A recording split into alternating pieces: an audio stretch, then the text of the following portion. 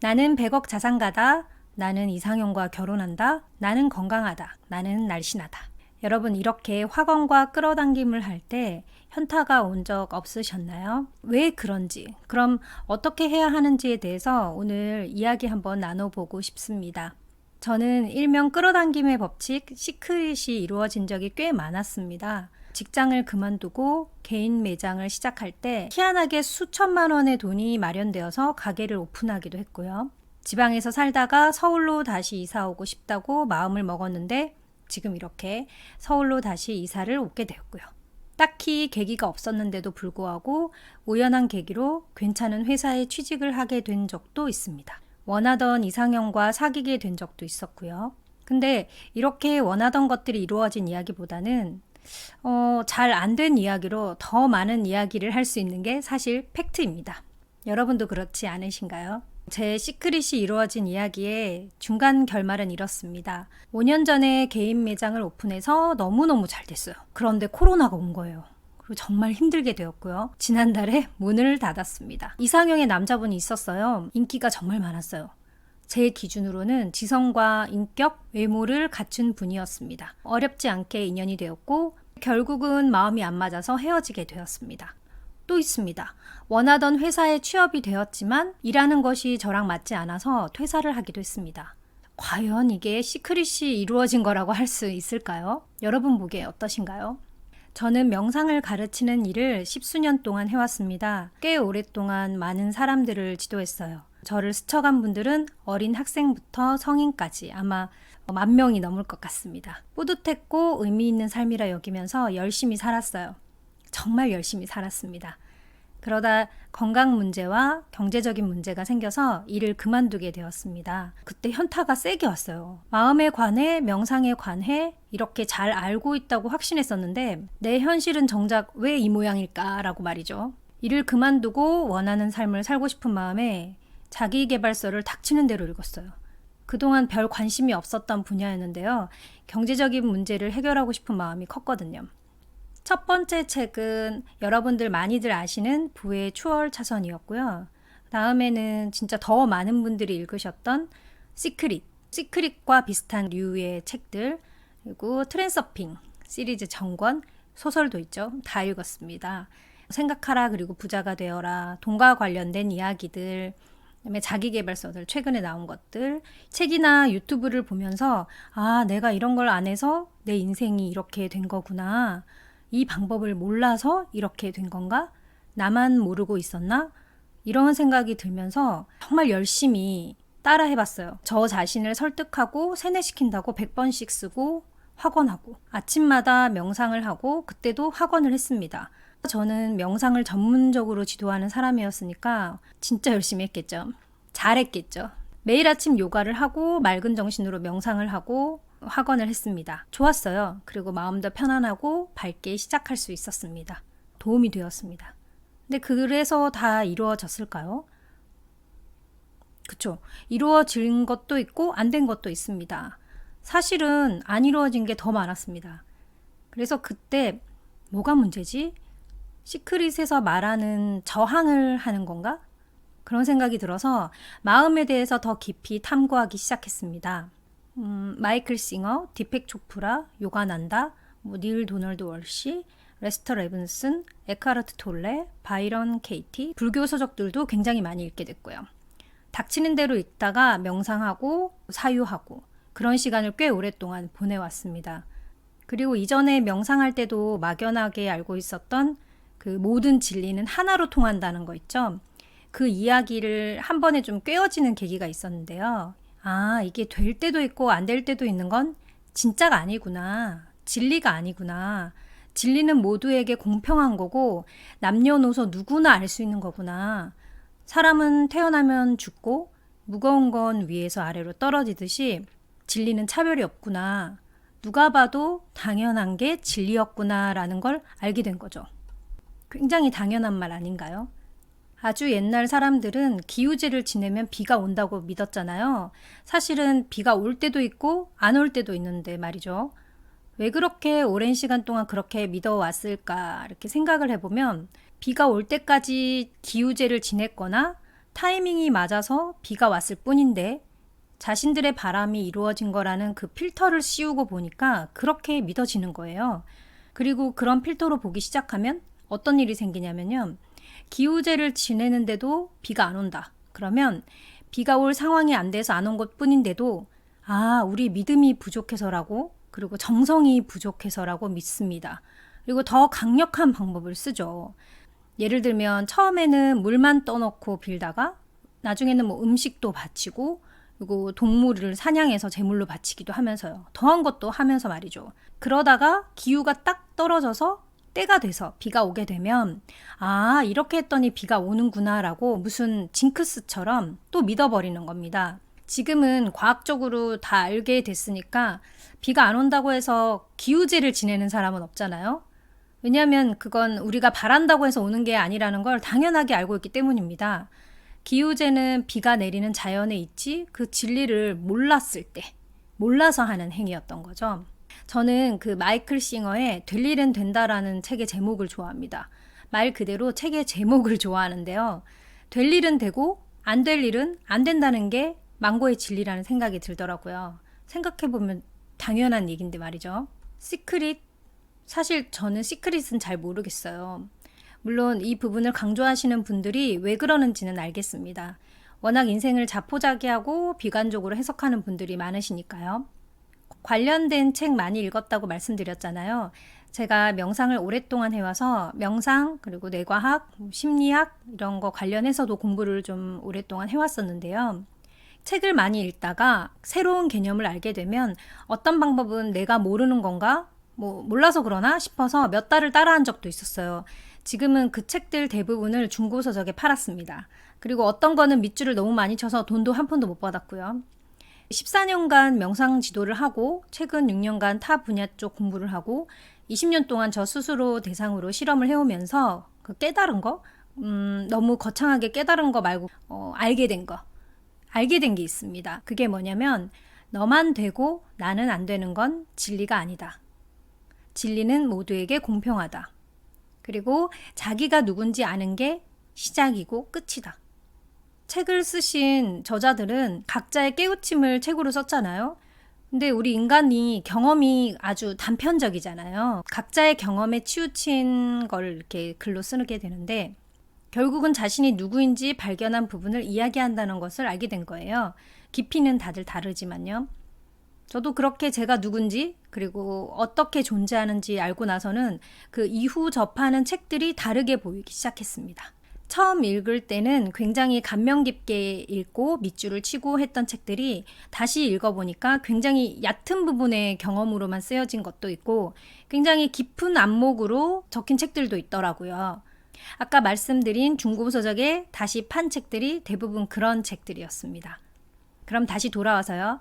시크릿은 그럼 말도 안 되는 이야기고 시크릿이고 뭐고 다 때려치우란 말이야 라고 하실 수도 있는 것 같은데요. 그건 또 아닙니다. 그럼 어떻게 하면 제대로 하는 건가 싶잖아요. 바라는 게 있으면 원하고 행동하시면 이루어질 가능성이 있는 게 당연한 겁니다. 당연히 가능성이 열리겠죠. SNS에서 광고를 봤는데 분홍 구두를 갖고 싶다는 마음이 생겼어요. 분홍 색깔 구두요. 그럼 그 마음을 놓치지 않고 있다면 분홍색 구두를 검색하게 될 거고 딱 내 거다 싶으면 살 거잖아요. 그러다 보면 분홍색 구두를 갖게 되는 거죠. 근데 만약에 중간에 검색하다가 분홍 구두보다 이 초록 구두가 더 예뻐 보인단 말이에요. 그럼 그때 초록 구두를 사면 됩니다. 그럼 내 시크릿의 방향을 틀어서 안 이루어진 건가요? 표면적으로는 분홍 구두에서 초록 구두를 갖고 싶다고 바꾼 걸로 보이겠지만 그 잠재의식은 분홍 구두를 신으면 내가 더 예뻐지고 행복해질 거라는 마음이 있었던 거예요.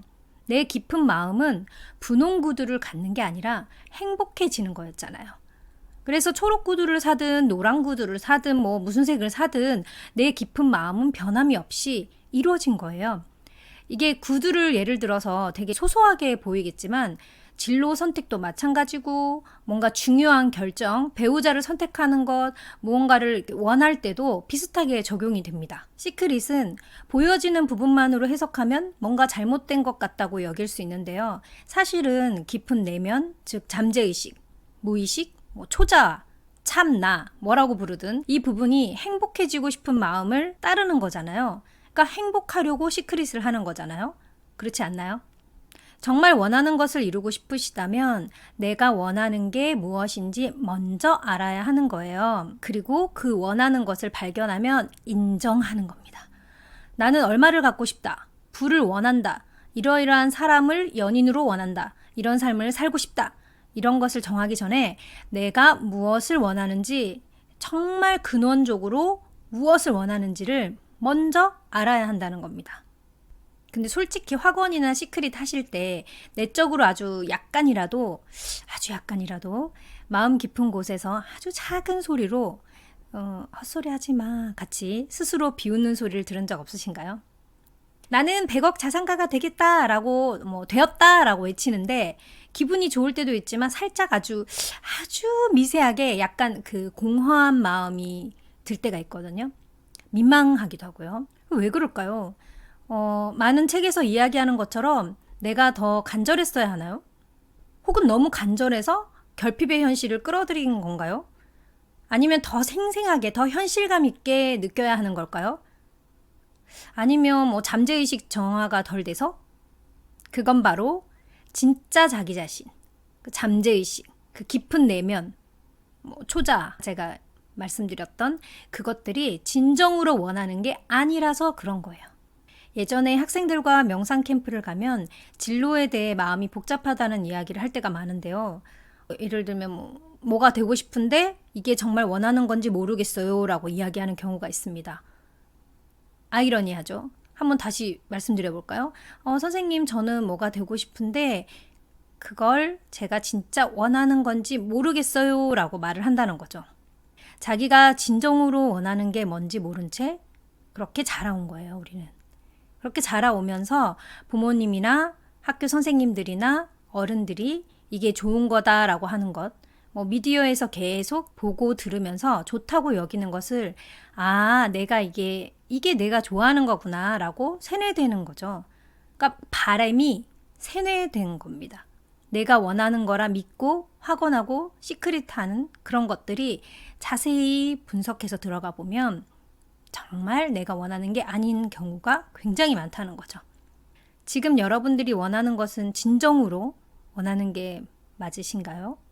예를 들어 하와이를 모르는 사람이 있어요. 들어본 적도 없고 본 적도 없어요. 근데 하와이에서 살고 싶은 시크릿을 할 수 있을까요? 명품을 잘 몰라, 구분할 줄도 몰라요. 근데 그걸 갖고 싶어 할 수 있을까요? 들어본 적도 없고 본 적도 없고 모르는 건 원할 수 없어요. 진짜 내가 원하는 게 뭔지 한번 사유를 해보는 게 중요합니다. 이건 아주 잠깐 해보는 게 아니라 시간을 좀 내서 일상 속에서 화두로 잡고 조금 진지한 마음으로 통찰해보는 게 필요합니다. 나중에 기회가 되면 생활 속에 어떤 화두를 가지고 어떻게 통찰할 수 있는지에 대해서도 알려드리도록 하겠습니다. 누가 나한테 심어준 것 말고 어디서 보고 들은 것이 아닌 진짜 나라는 존재가 원하는 건 무엇일까요? 그 마음, 그 진지한 마음을 살면서 꼭 내어보길 바랍니다. 안 그러면 매일 뒤쫓아가느라 바빠요. 남들 사는 대로. 이렇게 살아야 하나 보다, 이게 정답인가 보다 이렇게요. 이전에 저는 제가 사는 방식이 맞다는 생각으로 이게 최선이다. 그 수준이 아니라 진짜 제가 사는 삶이 최고의 삶이라는 생각으로 스스로를 굉장히 쇠뇌시켜가면서 일을 해왔던 것 같습니다. 그러다 문득 저 멀리 제껴놓은 제 영혼, 내면 아이의 소리를 듣게 된 거죠. 그때 제 영혼이 행복해하지 않다는 걸 발견하게 된 거예요. 그동안 저는 그 어린 영혼을 설득해 온 거예요. 설득이 맞는지 모르겠는데 이렇게 사는 게 맞아. 이게 행복한 거 맞아. 이게 지금 최선이라니까? 라고 그 어린 제 내면 아이의 입을 딱 틀어막고 계속 주입을 해온 거죠. 어느 날 명상할 때 굉장히 많이 울었어요. 그 통곡하면서 울었었거든요. 처음에는 부모님도 원망하고 주위에서 나를 그렇게 이끈 사람들을 굉장히 많이 원망하는 마음이 들었습니다. 근데 우리 알잖아요. 내 탓이라는 거. 근데 여기서 중요한 건 내 책임이 있다는 거지 자책으로 빠질 필요는 없다는 거예요. 그 상황 속에서 커가다 보면 그 환경 속에서는 보통 그런 생각을 하게 되는 거니까요. 그 집단 무의식이나 이런 것들은 개인이 바꾸기 어려우니까요. 우리가 진짜 끌어당김을 하고 원하는 삶을 살려고 하는 이유가 뭔가 한번 생각해 보셨나요? 결국은 그게 행복해지기 위해서잖아요. 근데 그 행복해지려면요, 자기 자신을 잘 알아야 돼요. 내가 어떻게 하면 행복해질 수 있는지, 나는 어떤 걸 행복이라 느끼는지 말이죠. 부유해지고 싶다, 건강해지고 싶다, 사랑하고 싶다, 사랑받고 싶다, 성공하고 싶다, 평온해지고 싶다. 그게 자기 사랑, 알아차림, 마음 공부, 명상, 깨달음, 말은 다르지만 근원적으로 보면 다 같은 의미입니다.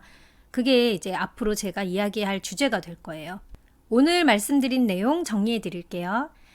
먼저 시크릿을 하고 원하는 것을 확언하는 거 될 때도 있고 안 될 때도 있다는 게 진실이라는 거.